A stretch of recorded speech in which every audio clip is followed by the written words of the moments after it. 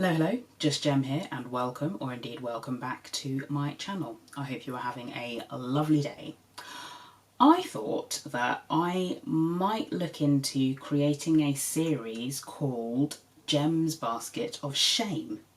This has been inspired by Jamie Trini, who's over on Instagram, and I know that she's got a channel here on YouTube. And she recently did 2 videos. I think she separated it out into eyeshadow palettes and everything else. And it totaled a lot. Like she put her hands up and said it was thousands of, maybe thousands might be excessive. It was definitely hundreds of dollars worth of makeup that she's bought and just never used. And it got me thinking about how many palettes I've either bought myself or been given and just never touched. The first palette that I'm going to be looking at is the Huda Beauty Desert Dusk palette. And that's what it looks like on the outside, and it's still looking quite pristine on the inside. That's just one use so far that from today, obviously. I do actually have a palette older than this in my basket of shame, and if you like this series and you would like to see more, have a guess in the comments as to what you think that palette could be. So keep in mind it's older than this, which I think is maybe 7 years old at this point, 6 or 7 years. Eek! If you like the idea of this series, and if you like this video in general, don't forget to give it a thumbs up before you leave, and do consider subscribing. Without further ado, let's get into the Huda Beauty Desert Dusk palette. I think I'll keep you zoomed out today, so there'll be less of the top of my head, hopefully, and it's not strictly a new release / review type video. But as I will have hopefully said in my intro, today is going to be focused on the Huda Beauty Desert Dusk palette, which, I mean, it's an old palette at this point, but that's what it looks like on the outside.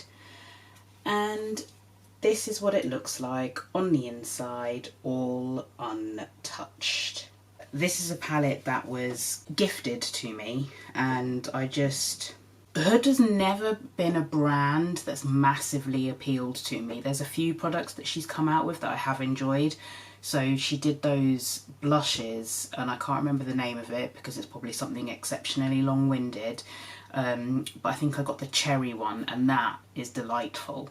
And I also got her papaya colour corrector recently, which I've used a couple of times, and then I stashed it away somewhere, and I'm actually tidying up my makeup at the moment, and I rediscovered it.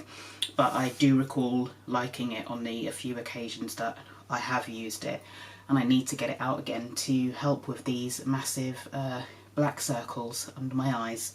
We'll just kind of have a chat really while I play with this palette and give Huda a try for the first time. I actually also own 2 of her 9 pans. One was in a cult beauty box donkeys years ago, and the other one was also gifted to me.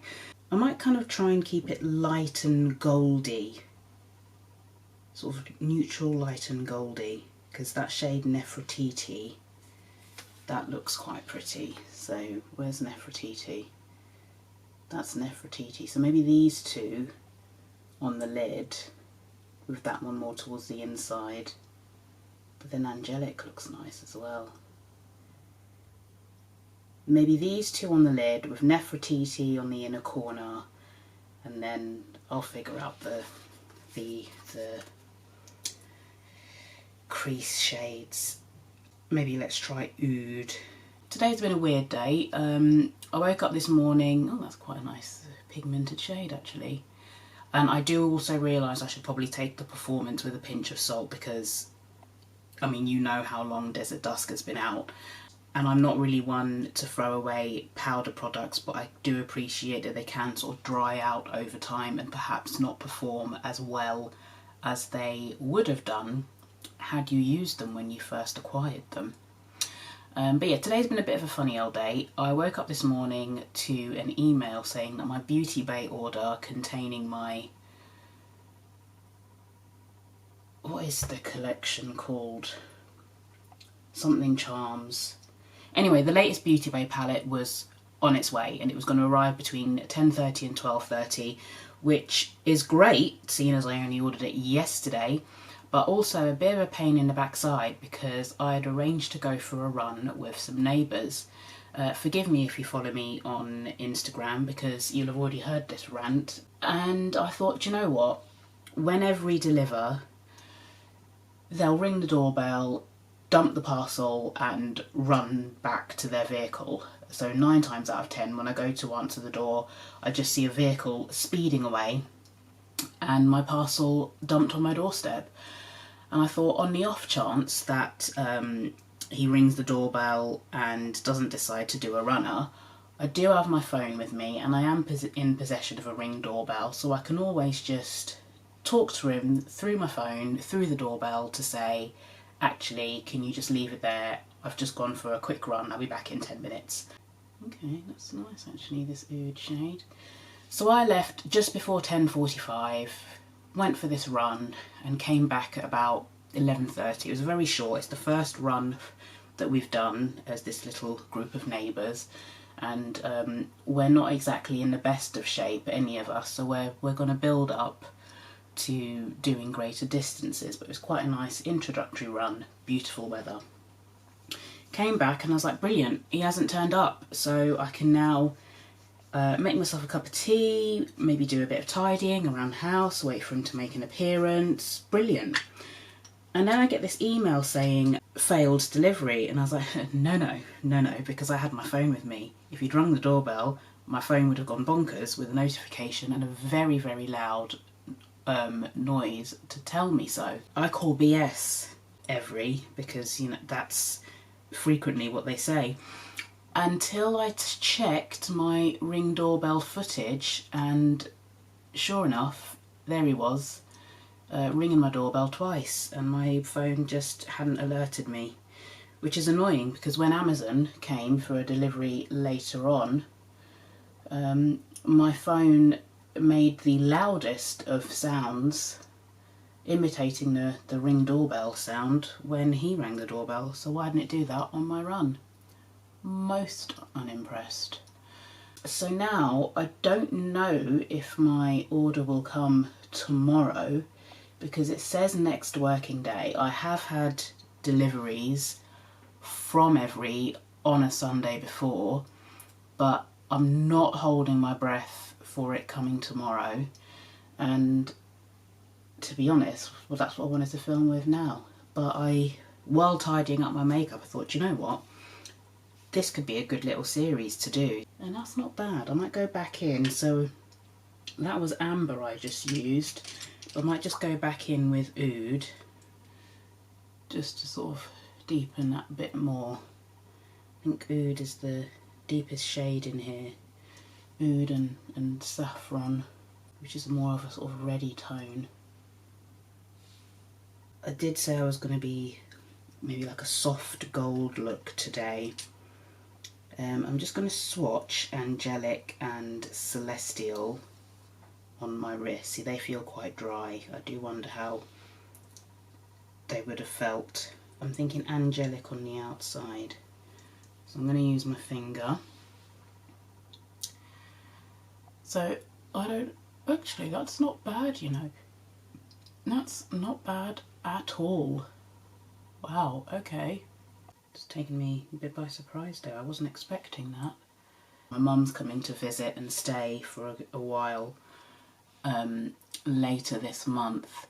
So this is my spare room that I film in, but I also work here, so it's like my office and it's my makeup room, it's everything apart from my bedroom, so I kind of try and keep it a bit separate. So this is kind of like my work room slash spare room, and I've got my bedroom across the way.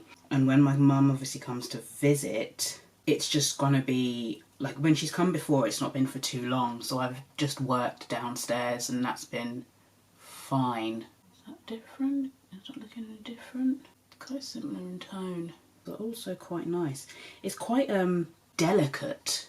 I do try to keep where I sleep and where I work and film separate, but for the period of time that my mum's here, just because it's not practical to keep doing that, we're kind of going to swap.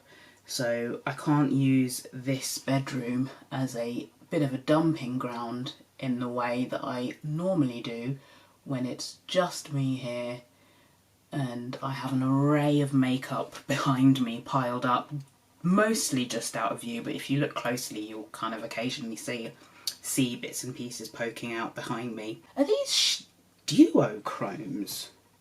They look quite, I think they are, you know. Is this like an old school duochrome? They seem quite shifty. I'm quite impressed, I've got to say. Especially because considering that, I can't remember if I've said this, but what I'm thinking is when I revisit my basket of shame, at the end of the video I'll decide whether I'm going to keep hold of that palette or if I'm going to declutter it. So whether that's donate it, gift it, chuck it, if in case the quality is just degraded so much that it's not usable anymore. But that's actually looking quite shifty. Interesting, interesting. I'm now going in with that shade Nefertiti, and I'm going to put that right in the corner there. I don't know if that's very different, but that's the... I suppose Cashmere is also quite a light shade, and that could have worked on the inner corner. So that's the top of my eyes done. Just going back in with Oud just to deepen the corners ever so slightly. Okay, I'm going to put a base on, sort out my brows because I realised I haven't actually done anything with those, and finish my face and tell you what I think about Huda Beauty Desert Dusk. Really old palette at this point. Back shortly. I have put some powder under my eye, and I've done that just in case there's any fallout when I go in underneath with the palette. I don't think there will be, but just in case, because then it will hopefully just collect on the powder and I can brush said powder off. I was going to go back in with Oud, but maybe I go in with Royal. I'm hoping that my palette comes tomorrow. I actually ordered the big, well I say big, but the main 20 pan palette, as well as, in fact let me use this mirror, that one's quite far away, as well as the cute looking 9 pan palette, which is made up of all shimmers, and I think it's the first time that Beauty Bay have done an all shimmer palette like that. And from what I can tell, there's no dupes, so it's not as if you're buying the big palette, you'll get some of the shades that are in the smaller palette. I'm not gonna lie, I am quite impressed with this, and I'm trying to work out in my head how long I've had this palette for. It's always been stored in a cool, dry place, so maybe that's helped with longevity. As I say, I can't comment on sort of how the formula is when you obviously first get the palette. Right, let's dust off that powder. I hope that dusts off easily, because it has been sitting there a good while. I mean, that's effectively baking, I suppose. It's not really my intention. I'm not a fan of baking, but I just wanted to have some powder there to catch any potential fallout. Do you know what? Should I risk doing a wing? Because if it goes wrong, it goes wrong. I'm not going anywhere. Immediately after this, I'm having a shower. Because as I say, I've been for a run, I've been tidying up, I'm quite sweaty, I need to wash my hair. Let's do this. So this is the Clinique, what is it? Pretty Easy Liquid Eyelining Pen. And I don't even know if they still make this. I want to say that I got this for free in something, because this isn't, it must have been in like a beauty box or in an advent calendar, because I don't think it's something I would have bought myself. Right. But I couldn't find my Fenty or my Pat McGrath that I currently have in rotation. Look at me, brave. I can barely do an eyeliner, winged one, as it is, and I'm talking while doing my eyeliner. Who am I? But yeah, I couldn't find my Pat McGrath or my Fenty that I normally have. I kind of flip between the two. So I reached for this, and I don't know if it's because it's sort of new and hasn't had a chance to dry out or anything yet. I don't know what it is, but I just found it really easy to just go bloop across, and I didn't feel like I had to keep going over. She says we're kind of going over a bit now, but that's mainly because, see, now I'm quiet. See, I feel like this wing is working out. Can I do it on the other side is an entirely different question. Ooh, I can breathe again. Now I'm thinking about what eyeliner I can put in my waterline. Do I want to go that far? Well, let's do this liner on this side, see how I get on this side. Oh my gosh, have I done it? Right, you'll have to critique my work here. If my camera will focus. That's not bad. That is not bad at all. Wow. But this eyeliner has definitely helped. I need to find out if Clinique still make this. Clinique Pretty Easy Liquid Eyelining Pen. Like, pretty easy by name, pretty easy by nature. I am impressed because no other liner has allowed me to be that precise and get them to look even remotely close. That's why I'm impressed. I digress, because this is meant to be a video about Huda. So this is a mostly finished face. I haven't done everything that I would normally do, but just so it looks finished. I never did my brows either. But just so it looks relatively finished for on camera. I've not gone all in, like I've not bronzed, I've not contoured, I've not highlighted, I've just gone in with some liner, some lippy and some blush, and I didn't do an inner, whatchamacallit, I didn't do a liner in my waterline because, I'm not going to lie, sheer laziness, to be perfectly honest. What are my thoughts? Would this be a keep? Or would this be something that I would declutter in some way? I think slightly skewed decision on this one because this was gifted to me. So with that in mind, anything that's gifted to me, I'm less likely to declutter anyway. Having said that, I'm quite impressed. I think this is a really pretty look, considering it's something that I've just kind of rustled up. Yeah, I mean, and this is very basic. It's not even like a fully polished, complete look. It's just to give an idea of what a potential look could be. And I'm trying to do the maths, and I know I've had this at least 6 years. So, basket of shame indeed. Now that I've dipped into it, I want to use this again. I really do. And these shimmers, I don't know if it's just the combination that I've gone for on my lid, or if they are multi-chromes. Like, I'm trying to see on, I don't have the best lighting for that, quelle surprise, but they've seemed to have this shift to them, almost as if they're a multi-chrome, and I don't know if it's just because it's a nice sort of blend into each other, the three shimmers that I've ended up putting kind of on my lid and in my inner corner, but it's really pretty.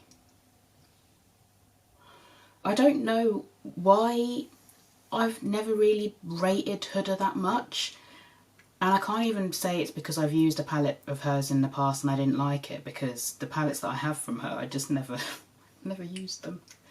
Oops. But I will use this again, and I'm not going to declutter it. It's definitely one I'm going to keep. Now I've used it, I'm thinking to myself, why have you not done it before? Why? That is Huda Beauty Desert Dusk from Gem's Basket of Shame, and after finally giving it a use, it's a keeper, and I'm looking forward to playing with that some more. Here we go. I think I'm going to enjoy this little series. Let me know if you would be interested in seeing more of Gem's Basket of Shame. I'd be very, very curious to know. I hope you found this useful. I mean, I hope if you, for example, got Desert Dusk sitting on your shelf collecting dust, or if it's maybe one of those palettes that you own which has been in your rotation but you've let it slip, maybe this will inspire you to dig it out, or dig it out again. As always, thank you for taking the time to watch, and I hope to see you again in a video in the not too distant future. Take care. Bye!